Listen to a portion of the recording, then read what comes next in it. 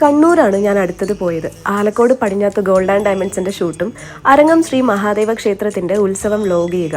Obviously first time ആണ് കണ്ണൂർ കാണുന്നത്. Work related പോകുന്നത് കൊണ്ട് തന്നെ വെറൈറ്റി സ്നാക്സിനും ബിരിയാണിക്കും പേര് കേട്ട സ്ഥലത്തുനിന്ന് എനിക്കൊന്നും മേടിച്ച് കഴിക്കാൻ പറ്റിയില്ല. ഉള്ള ടൈം വണ്ടി പിടിച്ച് റൂമിലെത്തി ഫ്രഷായി ഫുഡ് കഴിച്ച് ഡ്രസ്സും മേക്കപ്പ് ഒക്കെ ചെയ്ത് ഷൂട്ട് സ്റ്റാർട്ടായി. ചില ആൾക്കാർക്ക് ഒരു ധാരണയുണ്ട് ഇതൊക്കെ ഭയങ്കര സിമ്പിൾ ജോലിയാണെന്നും. ചുമ്മാ മേക്കപ്പ് ചെയ്ത് ഡ്രസ്സ് ചെയ്ത് 4 ഫോട്ടോ എടുക്കലും ക്യാമറ നോക്കി വർത്തമാനം പറയലും അല്ലേ ഈ പരിപാടിയെന്ന്. എന്നാൽ അതുമാത്രമല്ല കേട്ടോ ഈ പരിപാടി. ഇതിൻ്റെ പിറകിൽ അതിൻ്റേതായിട്ടുള്ള എഫേർട്സും ഹാർഡ് വർക്കും ഉണ്ട്. നിങ്ങളുടെ കണ്ണിൽ സ്മൂത്ത് ആൻഡ് ഈസിയായി തോന്നുന്നു എന്ന് കരുതി അതത്ര സിമ്പിൾ ആകണം എന്നില്ല. അതുകൊണ്ട് അറിയില്ലെങ്കിൽ മിണ്ടാണ്ടിരിക്കുക, അറിയണമെങ്കിൽ ചോദിച്ചറിയുക. പിന്നെ ഗ്യാപ്പ് കിട്ടി ഫുഡ് കഴിച്ചു, സാരി ഉടുത്ത് റെഡിയായി അടുത്ത സ്പോട്ടിലേക്ക് ഷൂട്ടിന് പോയി. ഇതിലെ ബെസ്റ്റ് പാർട്ട് ഈ അമ്പലത്തിലെത്തിയത് തന്നെയായിരുന്നു. വേറെ തന്നെ ഒരു അറ്റ്മോസ്ഫിയർ ആയിരുന്നു ഈ അമ്പലത്തിന്. എനിക്ക് ഹിന്ദു ദൈവങ്ങളിൽ ഏറ്റവും ഇഷ്ടമുള്ള ദൈവമാണ് മഹാദേവൻ.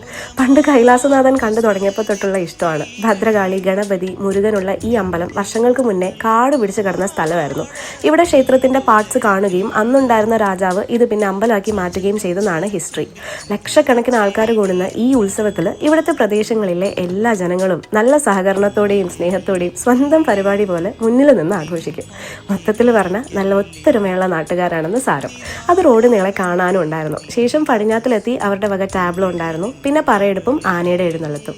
ഞാൻ ഈ വക പരിപാടികൾക്ക് കുഞ്ഞിലെ എക്സൈറ്റഡ് ആയിട്ട് ഒരുങ്ങി ഇറങ്ങി നിന്ന രംഗം എൻ്റെ മൈൻഡിൽ വന്നു. അതിനുശേഷം എനിക്കിങ്ങ് കണ്ണൂർ വരേണ്ടി വന്നു ഇതൊക്കെ കാണാൻ. ട്രിവാൻഡ്രം ഇതൊന്നും കാണാൻ കിട്ടാഞ്ഞിട്ടല്ല, വെറുതെ മുറ്റത്തിറങ്ങി നിൽക്കാനുള്ള മടി, വെറും മടി. പിന്നെ അവിടെ നിന്നും ലാസ്റ്റ് പാർട്ട് കൂടെ ഷൂട്ട് ചെയ്തിട്ട് ഞാൻ ഓടിച്ചെന്ന് എൻ്റെ പെട്ടിയും പണ്ടാരക്കെട്ടും എടുത്ത് വണ്ടി കയറി.